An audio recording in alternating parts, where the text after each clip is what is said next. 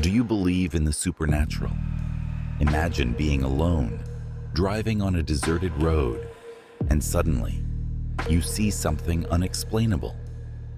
Get ready for a real story of terror and mystery, an encounter that changed everything. Don't miss the story that will make you think twice before driving at night.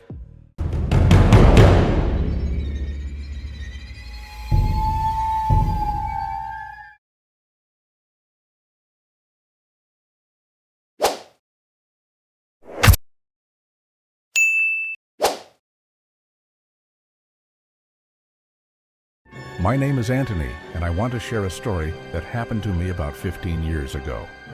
At that time, I worked as a truck driver, transporting all kinds of cargo to various locations across the country. I can't speak for all my colleagues, but I've seen many strange things on the roads late at night. My brother and I know many stories like this, but today I'll tell you the most memorable and unforgettable one for us. That night, my brother and I were driving along the road from Denver to Albuquerque in southern New Mexico. We had been driving for hours. I don't remember the exact time, but it was past midnight. We were chatting and listening to music when suddenly we saw a very illuminated silhouette in the distance. It was completely dark and I could barely make out the shapes, but the truck's headlights were so powerful that we could see several meters ahead. The closer we got, the more we realized they were people asking for help. It was a man and a woman. She was holding a baby in her arms, wrapped in a blanket. What caught my attention the most was that they were standing next to a van completely engulfed in flames. My brother said to me, "They have a baby." I was just a few meters away from where they were when the man approached our truck. I opened the door but didn't get out of the vehicle. The van was completely on fire, and I asked from above what had happened and if they were okay. He replied that he wanted to get back home, but didn't have any means of transportation and needed our help. I responded, "Of course, we'll take you to the nearest town, and you can also use my cell phone to call your family." The man was very grateful and with tears in his eyes said, "Thank you so much. I'll go get my wife."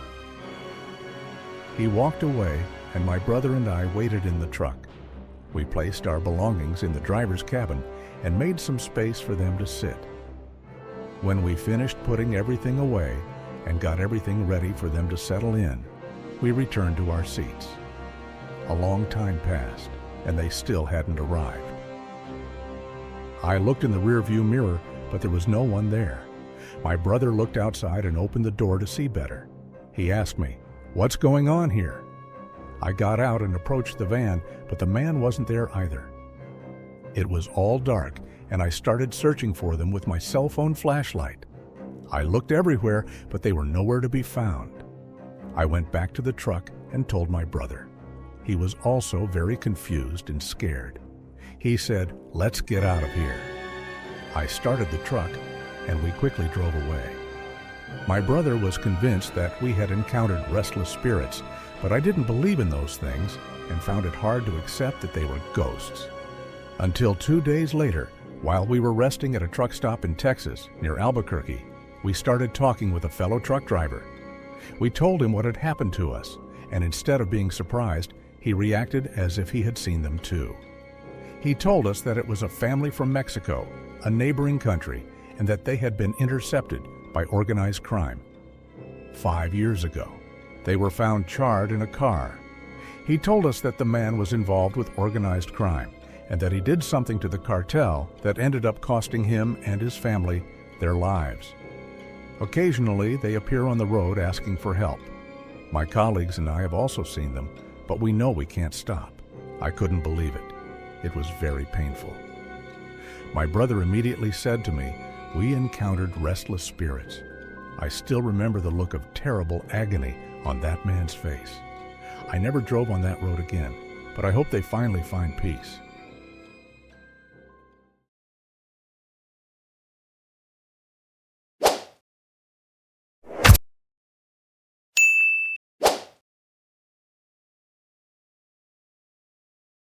Hi everyone, my name is John and I want to share a story that happened to my colleague Oliver, who works as a truck driver.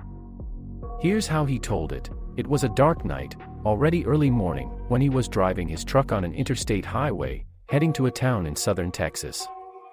This region was famous for the strange stories surrounding it, especially at night. Few people ventured there after dark, and it was mainly truckers passing through the area. Many claimed to have witnessed a chilling scene, a young woman mysteriously appearing by the roadside, signaling as if she was hitchhiking. They said she would extend her thumb towards her head, looking down. They also said that if the drivers didn't stop, she would appear directly inside the truck's cab. And Oliver experienced exactly this situation. When he saw the figure by the roadside, he didn't think much of it, assuming it was a figment of his imagination or perhaps a remnant of a dream.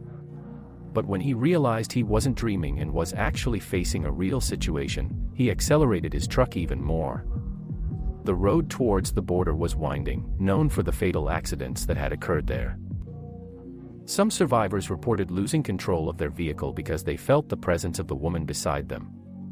However, my friend Oliver managed to navigate the curve without any issues. A few minutes later, he noticed the smell of cigarette smoke in his truck's cab. When he turned around, he saw a figure sitting next to him.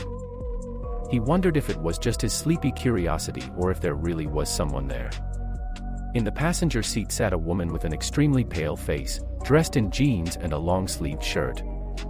She was staring straight ahead, as if she were driving, indifferent to what was happening around her. However, every time he didn't look directly at her, she would place her hand on his leg, gently stroking it with her fingers. When he finally looked directly at her, he felt a chill upon seeing the empty expression on her face. His hands gripped the steering wheel tightly as he desperately searched for a place to stop where there were more people around. The woman seemed insistent on getting his attention. Finally, he gave in and looked at her. She raised her hand and made the typical gesture of smokers asking for a cigarette. He ignored the request, keeping his focus on the road, but she persisted, touching his leg again. Quickly, he glanced down and saw something disturbing. Instead of a hand, he saw a skeleton, with exposed bones where flesh should have been. This macabre scene continued for a few minutes until they finally reached a small town with streetlights. At that moment, the phenomenon disappeared. The road was full of stories about similar apparitions, and many truckers had witnessed the same phenomenon.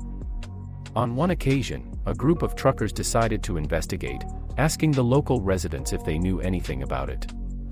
The response they received left them perplexed and frightened. A local resident told them about a tragic legend that occurred many decades ago when there were no bus stations in the area.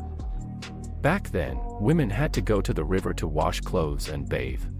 One time, a truck driver passed by the river and found a young woman washing her clothes. Unfortunately, he assaulted the young woman and ended up killing her. Since then, truck drivers have been haunted by this vengeful spirit, who clamored for justice. It was said that the young woman's spirit continued to seek revenge, causing deaths whenever she entered the trucks. The road was a place where the supernatural and the real intertwined, leaving those who traveled it with a feeling of fear and fascination. My friend Oliver survived that night, but the memories of the macabre apparition would haunt him forever. As Oliver continued his journey down the road, he couldn't get the image of the pale woman sitting beside him out of his mind. Even with the sun rising on the horizon and dispelling the darkness, the sense of fear persisted.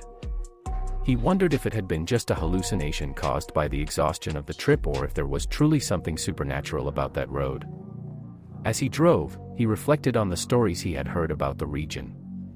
The legends and reports of encounters with inexplicable entities fueled his imagination, making him question the nature of reality.